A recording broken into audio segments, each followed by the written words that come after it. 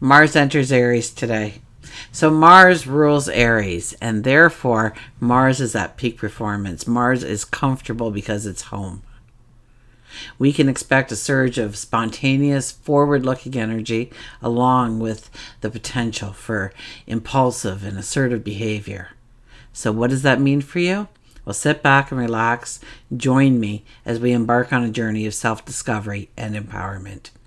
We will gain an understanding of how to embrace this energy, how to utilize this energy, own this energy, and move forward today and every day. Hi, I'm Tilly. This is Tarot with Tilly. Thank you for being here. Thank you for all the positive, loving support you send me each and every day. And welcome to your daily focus for April the 30th, 2024. So we'll start with the numerology. Let's dive right in. The energy of the 30. The 30 is about happiness, joy, success, good news coming in. Okay? Whenever a number is gifted like 30, 20, 10, it has the 0 behind it. What we do is we take that 3 energy, 3 plus 0 is a 3. And it's like a godlike energy, a godlike presence. So instead of just enjoying time with others, we have this celebration of time with others. Or a celebration because of wonderful, great news coming in. Or a gift, something that moves us forward. Something that we want to celebrate. And if we look at the daily numerology, it would be a 4 plus a 3 plus an 8, which gives us a 15. The 15 energy is all about being the phoenix rising out of the ashes. The 15 energy is all about the rebirth of ourselves. 1 plus 5 is a 6. And the 6 is paying attention to our habits and our behaviors. Which ones move us forward? Which one holds us back? Okay, the astrology of the day, sun is in Taurus, and our moon is in Capricorn when we awake, but it'll move into Aquarius around 11 a.m. Eastern Standard Time. So we'll have a little bit of a change in energy there, but the main energy that we will be feeling is Mars entering Aries today. So we'll feel that significant energy shift. For Mars being in Pisces was like a winding path. Okay, we were just going along, we were meandering, we couldn't go straight if we tried. Whereas in Aries, it's a straight line. It allows us speed and confidence. Mars is the ruler of Aries, and it feels quite at home. Its energy is strengthened just by being in Aries. We become spontaneous. We become forward-thinking, confident, courageous. But with that also comes an impatience or an impulsiveness in our thoughts and actions. We're less likely to curb our steps for another. We don't feel the want or the need even to meet others halfway. In fact, we may tend to have the mindset of my way or the highway, not willing to bend at all. As a result, we can definitely rub people the wrong way. Arguments, disputes can happen, and even outbursts of anger. Okay, we may find it harder but necessary for a grounded approach to our actions, to give each step thorough thought prior to the actual action, which will be difficult. So it's really exercising our self-discipline in ourselves, really strengthening that self-discipline to push ourselves to do the things necessary in order for our steps to be successful. Now, it's an excellent energy to push ourselves into new beginnings as we do get that surge of energy to get busy and get things done. So embrace that. As we begin to experience this fiery energy of Mars, begin a ritual. Okay, reflect on your goals and desires and create a plan of action. Do this maybe in the morning or the night before. Okay, incorporate physical activities into your day to channel, to release excess energy in a constructive way. Don't allow it to build up. That's when the arguments start. That's when the outbursts of anger come out. So get physical. Practice mindfulness, meditation to maintain a sense of inner balance and focus. Set aside time for your creativity to bloom. I think that's probably the best advice I can give you. Allowing your creativity to flow works well with the dynamic and spontaneous energy of Mars and Aries. So use it to your advantage. Okay, let's turn to the cards.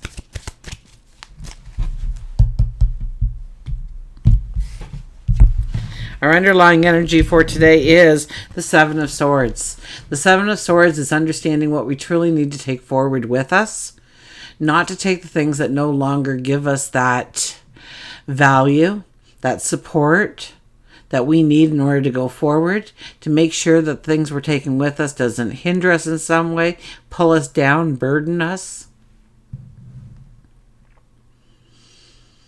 It's also a time when we really don't want to be sharing a lot of our hopes, our dreams, our desires with just anybody. Our closest and dearest friends and family, absolutely. But, don't give out your thoughts of how you're going to go forward, how you are going to step into something, how you are going to create something. Okay, they could use your words against you. They could use your words to move themselves forward or to belittle you in some way to move themselves up. This is when the backstabbers come out. They're looking for the easy way forward, and they're going to use what you give them to move themselves forward. It's a lot easier than coming up with their own.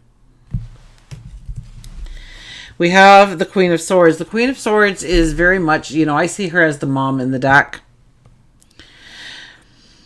So we have to become the parent of our dreams, our wishes, our desires, our goals. Now, first of all, a mother would never allow anybody else to diss one of their kids, right? Of course, we all have the best, greatest child in the world, and we would never allow somebody to speak ill of them. So we need to do that with our dreams, with our goals, with our desires. To not let somebody rip it down, tear it apart, dissect it. We want to be consistent. And, a parent would be consistent in showing up to drive that child towards the successful adult they are to become. And we need to be consistent in showing up to drive our dreams into the successes they were meant to become. So it's very much about being very strong in our conviction of where we want to go forward. A conviction within ourselves. It doesn't necessarily need to be shared with anybody, but we need that strength within us to say, I'm doing this and I'm doing this today. And nothing is going to stop me, hinder me, or pull me away from it. And with Mars going into Aries, we can definitely have that kind of attitude towards our goals, towards our dreams. The Wheel of Fortune shows up. The Wheel of Fortune is telling us that a new path is showing up in our world. The seasons are changing. It's time to write the new chapters. A lighter energy definitely appears under this kind of energy. So we know that even though we have been struggling, that the struggles become less or fewer or easier to manage because we gain strength and confidence on this path. We are more equipped to handle what is thrown at us, and therefore we are more successful walking through it. And we have the Page of Cups, and this is dreaming it big, dreaming it into, taking it past the limits of normal, whatever normal might be. Okay, here, I kind of get this, this happily ever after kind of energy, or you're not just going to be a singer and put out a couple of records, you're going to be the rock star of the century kind of energy. You just take that dream and just grow it to bigger than life kind of energy. And there's nothing wrong with that in the least, okay? And when Mars starts getting into our head about what we can accomplish and what we can do, I think we start to grow this idea that we can do and be all we want. All we have to do is step forward and put in the energy. So even if that gigantic dream is just a pipe dream, what if we got halfway? What if we only got a tenth of the way? How great would your life be? So don't put any kind of limitations on your dreams and your expectations of your aspirations and your desires right now. to allow it to grow as big as it wants, to embrace it and allow those things to motivate you into your tomorrow. We'll get an oracle card.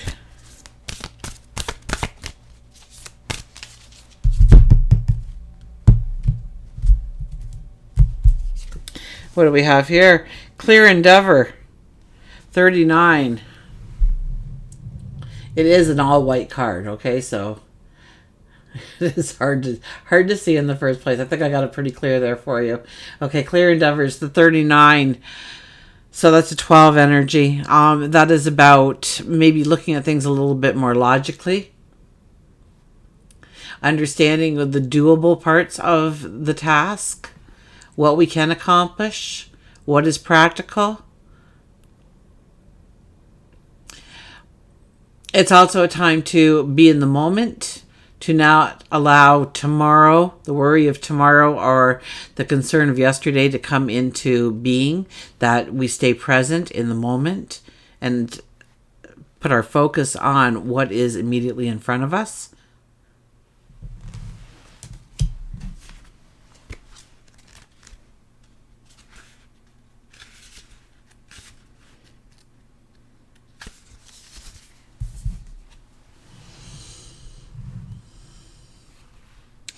Something you truly desire requires a bigger commitment from you. And this could be physical, emotional, or mental. Identify what your needs are at this time. Actually commit to this goal and be willing to put in the time to make it become reality. Commitment plus hard work will assist in bringing in your goals to completion. Once you decide, give your best to everything that you do.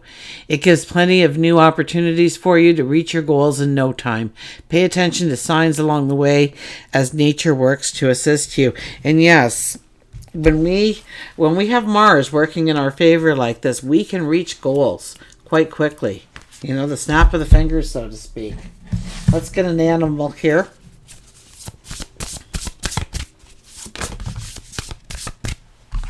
Who fell out? The Dreamer. Very much of our last card, huh? The Page of Cups.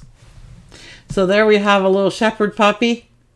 And you are starting a new adventure. Run free and take a leap of faith. I think that's very much Mars and Aries, where we feel the energy of a new path opening up to us, and we want to leap.